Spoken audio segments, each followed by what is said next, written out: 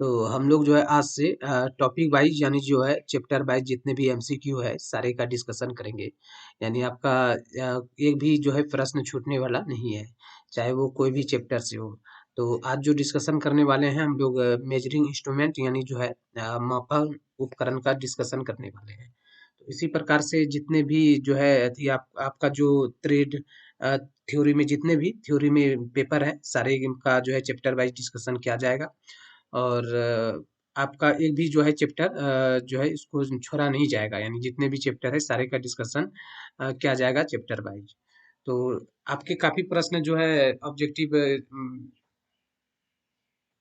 यहाँ से बन जाएंगे क्या, अगर आप इस वीडियो को पूरी देखते हैं तो आपको पूरी वीडियो देखना है, क्योंकि वीडियो में जो है काफी इंपॉर्टेंट सब क्वेश्चन है और हर एक चैप्टर वाइज से है। तो आपको जैसे कि पता है कि टेक्निकल में ज्यादा प्रश्न ज्यादा जो है वैसे प्रश्न तो बनता नहीं है, लेकिन जितने भी इम्पोर्टेंट प्रश्न बने हैं सारे जो है इसमें कवर है।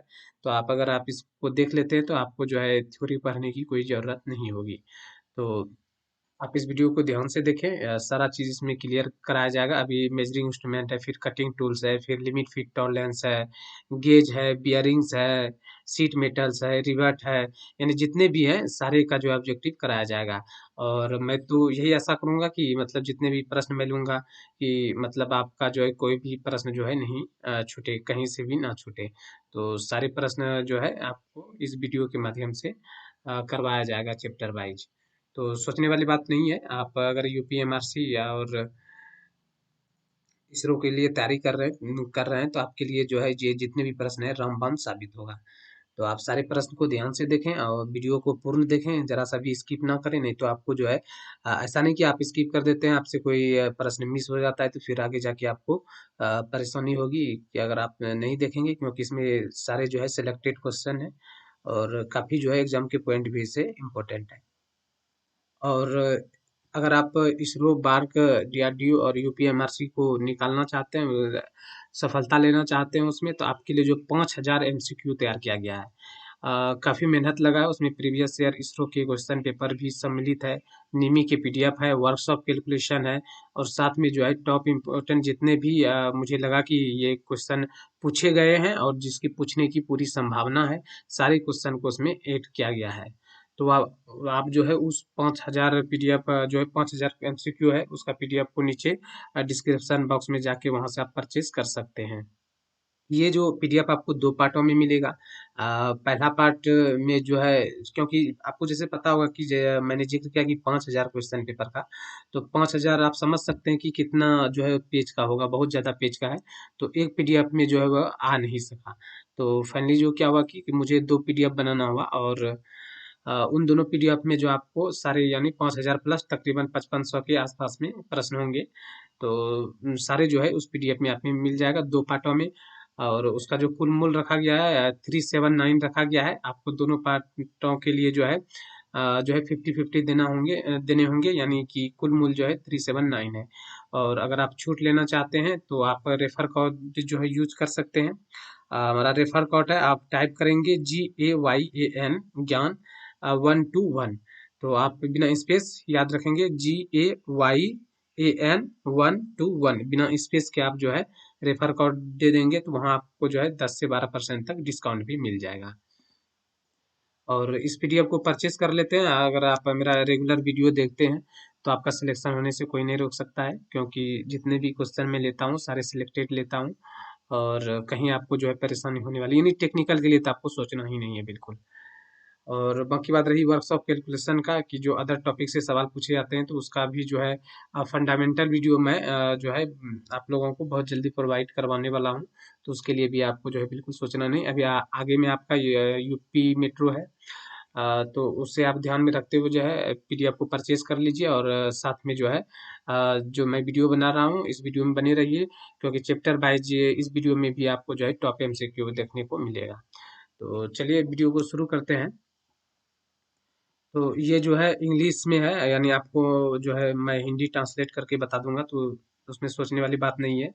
और जहाँ तक होगा तो मैं इसे जो है ट्रांसलेट करके गूगल ट्रांसलेटर से ट्रांसलेट करके जो है हिंदी में भी करने का कोशिश करूंगा, लेकिन आपको जो है हिंदी का लैंग्वेज काफ़ी समझ में नहीं आएगा, फिर भी मैं कोशिश करूंगा।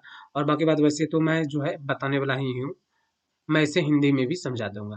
तो चलिए शुरू करते हैं। जो पहला क्वेश्चन है, स्टील रूल इज है, यानी पूछा जा रहा है कि स्टील रूल जो है वह क्या है। आपको बताना है कि स्टील रूल जो है क्या है।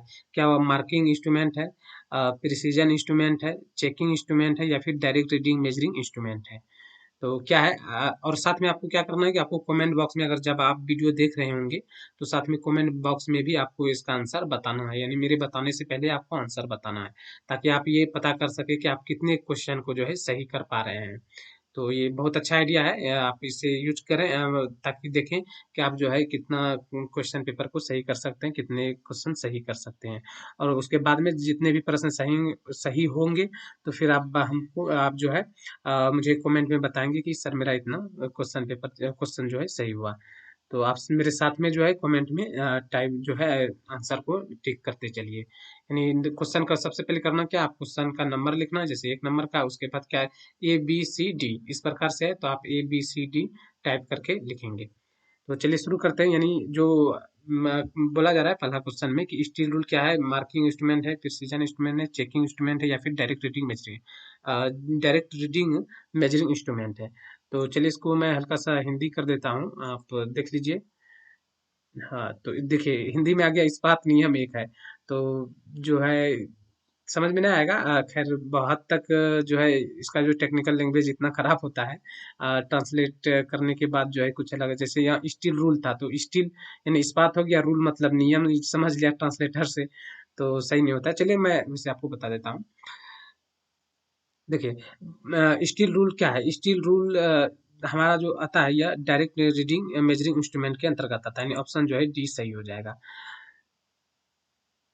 जैसे कि आप फिगर में देख सकते हैं ये एक स्टील रूल है, तो ये डायरेक्ट मेजरिंग इंस्ट्रूमेंट के अंतर्गत आता है। जैसे कि फॉर एग्जांपल के तौर पे समझे, जो एक मिनट, जो हमारा कैलिपर होता है, कैलिपर क्या होता है कि वो इनडायरेक्ट मेजरिंग इंस्ट्रूमेंट के अंतर्गत आता है, क्योंकि अगर कोई जॉब वर्क पीस का अगर माप लेते हैं तो माप लेने के बाद जो है हमें स्टील रूल की सहायता लेनी होती है, क्योंकि उससे एक्यूरेट माप हम नहीं पता कर सकते हैं।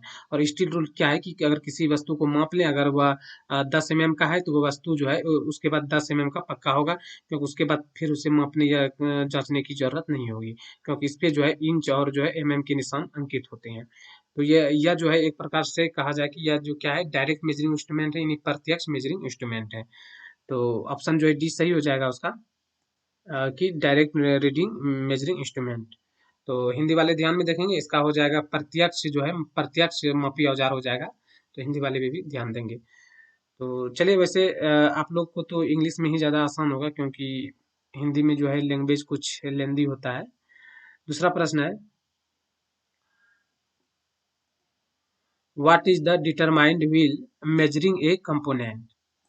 यानी जो है हम कोई वर्कपीस को अगर मापते हैं, मापने के बाद जो हमें साइज प्राप्त होता है वह कैसा होता है, क्या वह नॉमिनल साइज होता है, एक्चुअल साइज होता है, या फिर स्पेसिफाइड साइज प्राप्त होता है, या फिर स्केल साइज प्राप्त होता है। तो इसे हल्का सा हिंदी कर देते हैं।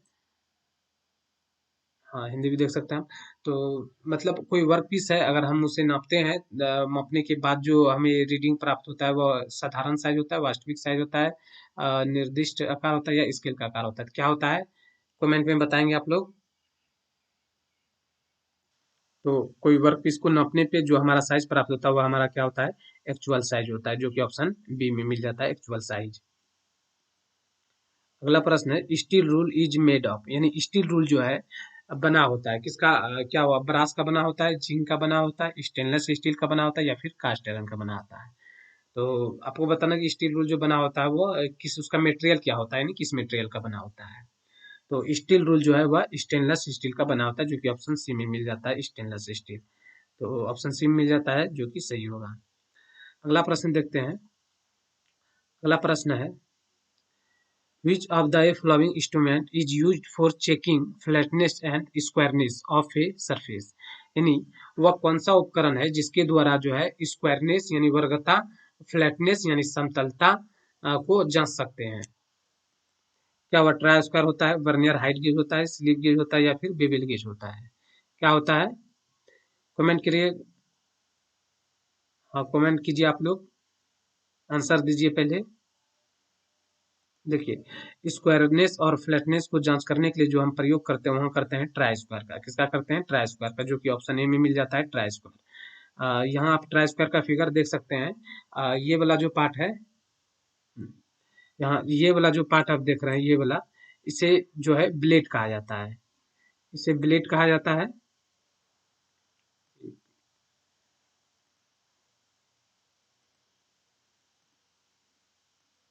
इसे ब्लेड कहा जाता है। और यहाँ जो ये वाला भाग देख रहे हैं, इसे कहा स्टॉक कहा जाता है। और ये दोनों जो आपस में जुड़े होते हैं, कितना 90 डिग्री पे, यहाँ आप देख सकते हैं 90 डिग्री पे जुड़ाता है।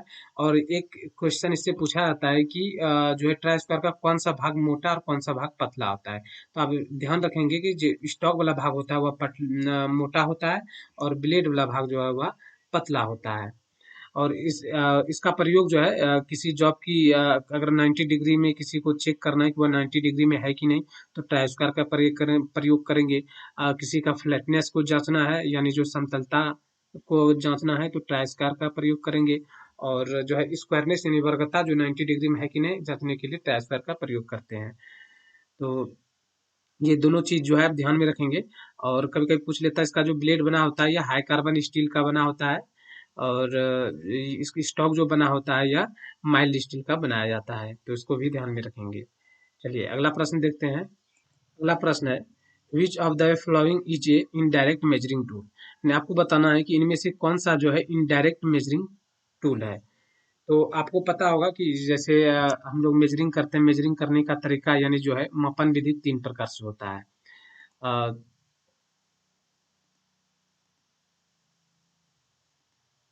3 प्रकार से होता है। कौन कौन होता है 3 प्रकार से?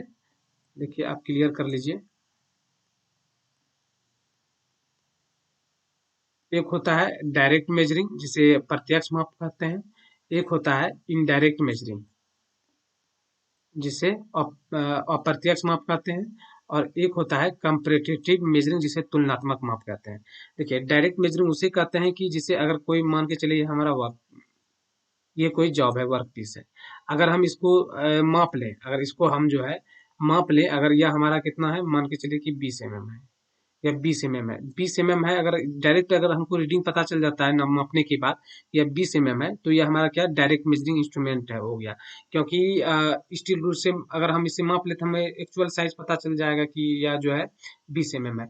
और इनडायरेक्ट मेजरिंग उसे कहते हैं, जैसे कि मान के चलिए कोई कैलिपर है, इससे इस प्रकार से यहाँ से माप ले ले, और यही चीज जो है यहाँ माप लेने के बाद जो है ये इतना, ये इस साइज का है। तो अब भाई ये इस साइज का है तो है कितना तो मालूम नहीं, क्योंकि इसमें तो कोई रीडिंग अंकित है नहीं। तो इसमें हम क्या करेंगे, यहाँ स्टील रूल लगाएंगे। स्टील रूल लगाने के बाद जो यहाँ देख लेंगे कि कितना है। अगर यह जो है 20 mm का आता है, स्टील रूल पे जो है यह 20 mm का आता है, तो फिर हम पता कर लेंगे कि भाई कि ये जो है 20 mm का है। तो ये क्या हो गया कि ये डायरेक्ट जो है माप नहीं दे रहा है, ये इनडायरेक्ट मेजरिंग के अंतर्गत आ जाता है। और एक है कंपैरेटिव, कंपैरेटिव यानी तुलनात्मक मेजरिंग इंस्ट्रूमेंट। तुलनात्मक में क्या होता है कि अगर कोई हमको 20 mm का जॉब नापना है, या मान के चलिए कि यह जो है 20 mm का जॉब है, 20 mm का जॉब नापना है, तो हम कोई 20 mm वाला मास्टर पीस जो है लेंगे। जैसे फॉर एग्जांपल स्लिप गेज ले लिए, 20 mm का स्लिप गेज या 20 mm का स्लिप गेज है, और इसे जो है डायरेक्ट जाके माप लेंगे। अगर यह हमारा जो है 20 mm के बराबर अगर इसका माप सही आता है, यानी तुलना, इससे तुलना कर लेंगे, या 20 mm का है तो 20 mm वाला ही जो है जॉब उठा के एक दूसरे जॉब को माप लेंगे।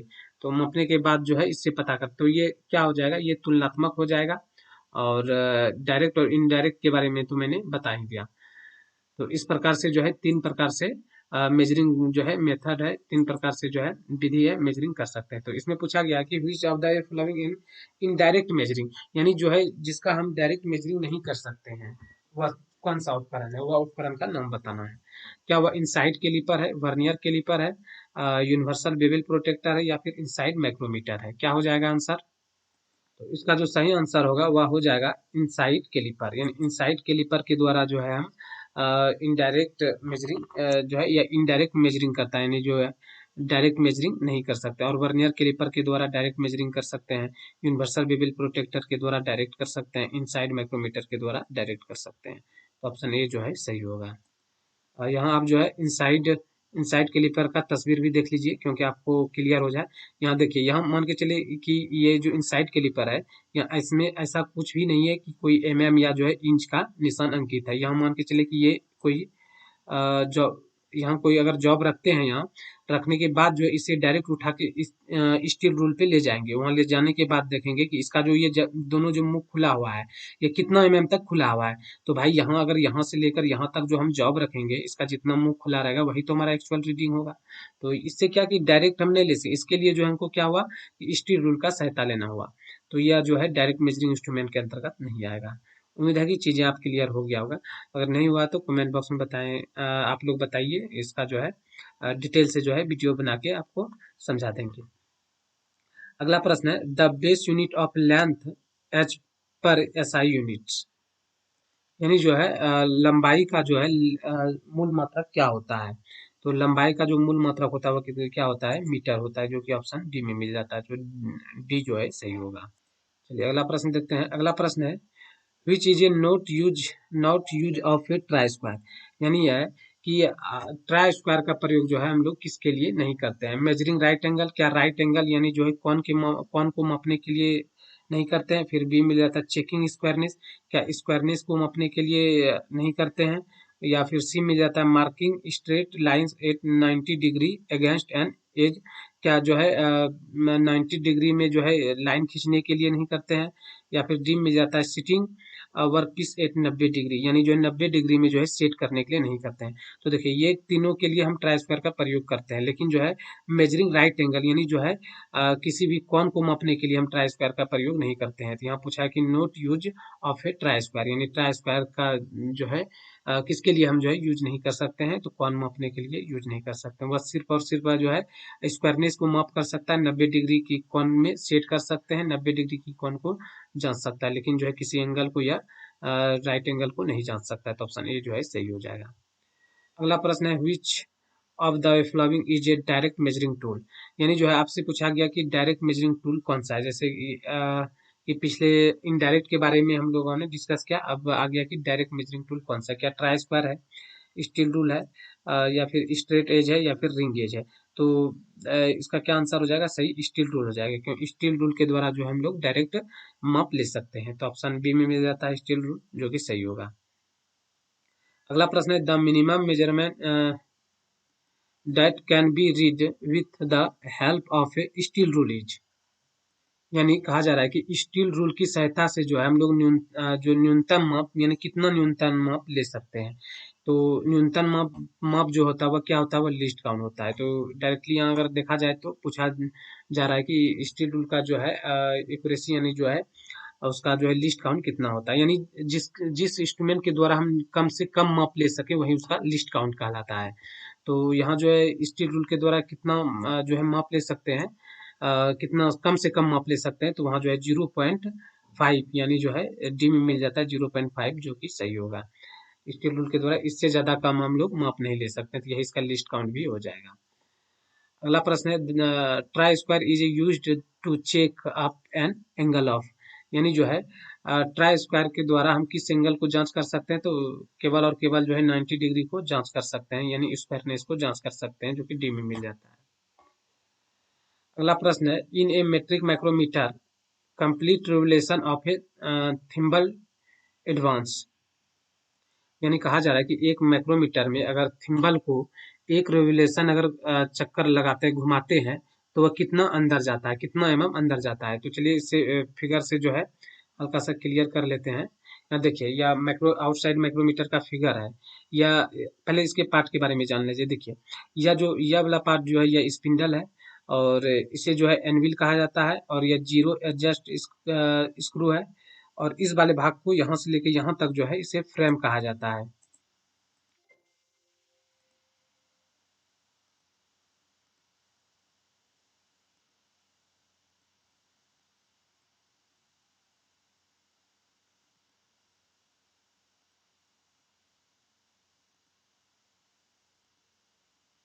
यहाँ से लेके यहाँ तक जो है इसे फ्रेम कहा जाता है।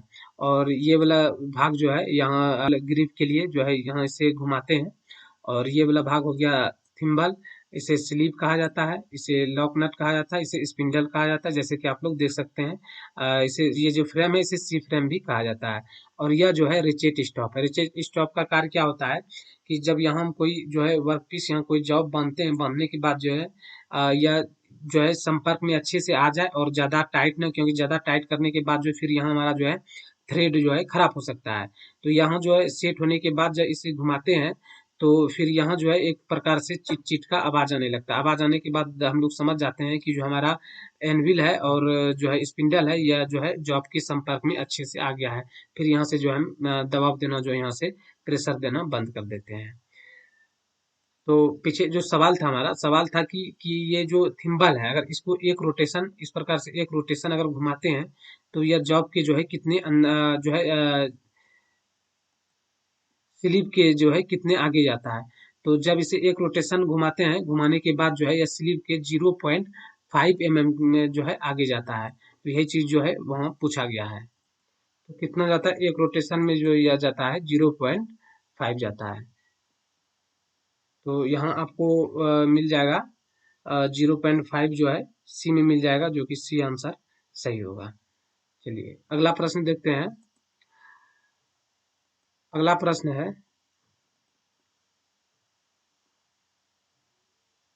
आप हो तो इसका स्क्रीनशॉट ले लें ताकि जो है आपको अच्छे से चीजें समझ में आए। अगला प्रश्न है, the list count of A vernier bevel protector, यानी वर्नियर बेवल प्रोटेक्टर का जो लिस्ट काउंट होता है वो कितना होता है, वह 5 मिनट होता है। तो ऑप्शन बी जो है सही हो जाएगा। The list count of a metric micrometer is, तो मेट्रिक माइक्रोमीटर का जो लिस्ट काउंट होता है वो कितना होता है, 0.01 mm होता है, जो कि ऑप्शन ए में ही मिल जाता है, सही होगा। अगला प्रश्न है, a outside micrometer has been negative error, the correct reading can be taken by, यानी कि कहा जा रहा है कि एक आउटसाइड माइक्रोमीटर में नेगेटिव एरर है, इससे जो है सही रीडिंग लेने के लिए क्या करना होगा। तो चलिए सबसे पहले आपको एरर के बारे में समझा देते हैं, फिगर की ओर चलते हैं।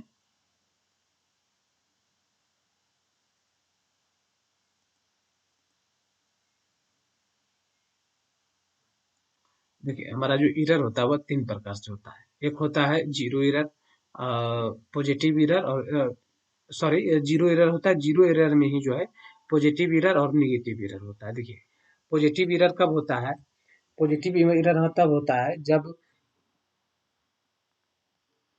यदि थिम्बल की जीरो रेखा, थिम्बल की जो है जीरो रेखा स्लीप पर लगी डाटा लाइन के पीछे रह जाती है। यहाँ जैसे देखें थिम्बल की जो जीरो रेखा यहाँ देख रहे हैं आप, थिम्बल की जो जीरो रेखा है स्लीप की लगी, ये जो स्लीप है ये स्लीप की लगी, ये डाटम लाइन है, स्लीप की लगी डाटम लाइन के पीछे या फिर नीचे, यहाँ देख रहे हैं पीछे या फिर नीचे रह जाती है। तो उस टाइम जो हमारा एरर होता है पॉजिटिव एरर होता है। इसे सही करने के लिए जो हमारा एक्चुअल रीडिंग आता है, जितना एरर है उसमें अगर हम ऐड कर दें, जोड़ दें, तो वह जो हमारा सही रीडिंग आता है। और वही निगेटिव एरर की बात करें तो निगेटिव एरर में क्या होता है, यदि थिम्बल की जीरो रेखा, यहाँ देख सकते हैं थिम्बल की जो जीरो रेखा है, थिम्बल की जीरो रेखा स्लिप पर लगी, यहाँ जो स्लिप पर लगी डाटा लाइन के ऊपर या आगे चली जाती है, तो उस टाइम जो एरर होता है हमारा क्या होता है, निगेटिव एरर होता है। इसमें क्या करते हैं, इसमें जो जितना एरर आता है तो उसे क्या करते हैं उसमें जोड़ के जो है सही रीडिंग को प्राप्त करते हैं। तो उम्मीद है कि ये जो है आपका जो एरर जो है क्लियर हो गया होगा।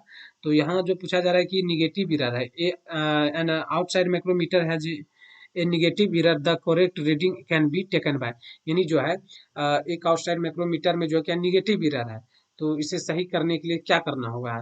तो ऑप्शन ए में मिल जाता है, adding the negative error in the actual reading, क्या एक्चुअल रीडिंग में जो है निगेटिव एरर को जोड़कर, तो एक्चुअली जो है हम लोग यही करते हैं क्योंकि निगेटिव एरर है। तो उस टाइम में हम क्या करते हैं, जो निगेटिव एरर है उसमें जो है एक्चुअल रीडिंग जो आता है उसमें ऐड अगर कर दें तो वहाँ जो हमारा जो है सही रीडिंग प्राप्त होगा। तो ऑप्शन ए में मिल जाता है जो कि सही होगा। अगला प्रश्न है, what is the zero reading of a 50 to 75 mm outside micrometer, यानी कहा जा रहा है कि एक जो है जीरो रीडिंग क्या होगा अगर 50 से 75 आउटसाइड माइक्रोमीटर का रेंज है, यानी 50 से 75 वाला आउटसाइड माइक्रोमीटर रेंज वाली है, तो उसमें जो है जीरो रीडिंग क्या होगा। तो भाई अगर 50 से 75 वाली माइक्रोमीटर है तो उसका जीरो रीडिंग कहाँ से शुरू होगा, 50 से ही शुरू होगा। तो ऑप्शन डी में मिल जाता है 50, जो कि सही होगा। अगला प्रश्न है, which one of the following instrument is use to check the concentricity of the outside diameter, यानी कि निम्नलिखित में से कौन सा उपकरण बाहरी व्यास की सांद्रता की जांच करने के लिए उपयोग किया जाता है। क्या वर्नियर कैलिपर, माइक्रोमीटर के बाहर परीक्षण संकेतक डायल करें या फिर कैलिपर डायल। देखिए आउटसाइड डायमीटर संकेंद्रितता को जांच करना है, तो इसके लिए जो है हम लोग डायल टेस्ट इंडिकेटर का प्रयोग करेंगे। इसमें क्या करेंगे, इसे दोनों सेंटरों के बीच में बांधने के बाद जो है, ऐसे सेंटर में बांधने के बाद जो है इसे रोटेट करेंगे, घुमाएंगे। अगर हमारा यहाँ डायल टेस्ट इंडिकेटर की सुई में अगर कोई मूवमेंट आता है तो फिर यहाँ हम समझ लेंगे कि हमारा जो है जॉब वर्कपीस जो है सेंटर में बांधा है या फिर नहीं बांधा है। तो ये बाहरी व्यास को जो है, इसकी बाहरी व्यास की संकेंद्रितता को जो है जांच कर सकता है। कौन कर सकता है, डायल टेस्ट इंडिकेटर। तो वही पूछा गया है, which on the way flowing instrument of used for check the concentrate. अगला प्रश्न है, the minimum measurement can be correctly read with a vernier caliper is called, यानी जो है कहा जा रहा है कि वर्नियर कैलिपर से जो न्यूनतम माप लेते हैं उसे क्या कहा जाता है, तो उसे लीस्ट काउंट कहा जाता है, जो कि ऑप्शन बी में मिल जाता है। तो ऑप्शन बी जो है सही होगा। अगला प्रश्न है, metric outside micrometer has a threaded spindle with a pitch of, यानी जो है मेट्रिक आउटसाइड माइक्रोमीटर के स्पिंडल में जो थ्रेड कटे होते हैं वो कितने पे कटे होते हैं, तो 0.5 के अंतराल में कटे होते हैं। तो ऑप्शन ए में मिल जाता है, जो कि सही होगा। अगला प्रश्न है, जीरो एरर माइक्रोमीटर में, यानी जो माइक्रोमीटर में जीरो एरर होता है उसका मतलब क्या होता है। तो इसका सही आंसर हो जाएगा, zero on thimble and datum line on sleeve do not coincide when the measuring face are in contact, यानी जो है जब थिम्बल और थिम्बल का डाटम लाइन स्लीव के डाटम लाइन से मैच नहीं करता है, तो उस टाइम जो होता है हमारा जीरो एरर होता है, जो कि ऑप्शन डी में मिल जाता है, डी सही होगा।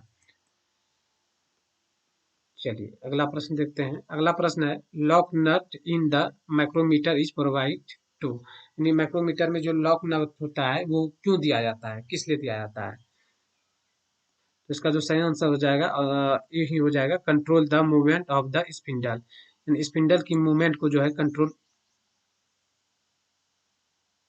अच्छा, लॉक नट के बारे में पूछा जा रहा है, तो लॉक नट का प्रयोग वहां करते हैं जहां lock the reading after sitting the over the workpiece, यानी जो है जब हम कोई वर्कपीस को मापते हैं, माप लेने के बाद जो उसे निकाल लेते हैं, तो रीडिंग को लॉक करने के लिए वहां जो है लॉक नट का प्रयोग करते हैं, जो कि ऑप्शन बी में मिल जाता है, बी जो है सही होगा। चलिए चलिए आज के वीडियो में बस इतना ही। हर रोज जो है इसी प्रकार से चैप्टर वाइज जो है आज मेजरिंग इंस्ट्रूमेंट के बारे में डिस्कस किए। तो अभी मेजरिंग इंस्ट्रूमेंट का जो है 2-3 वीडियो चलेगा, यानी 2-3 पार्ट में क्लियर होगा। तो सारी को जो है इसी प्रकार से क्लियर करेंगे। चलिए इस वीडियो में इतना ही। वीडियो अच्छा लगा हो तो लाइक शेयर चैनल को सब्सक्राइब जरूर कीजिएगा, साथ में वीडियो को शेयर भी जरूर कीजिएगा। और नीचे जाके आप लोग जो है वो 5000 MCQ का बुक को परचेज कर लीजिए, PDF को। बहुत फायदेमंद है आपके लिए अगर आपको एग्जाम निकालना है तो चलिए इस वीडियो में इतना ही, तब तक के लिए नमस्कार।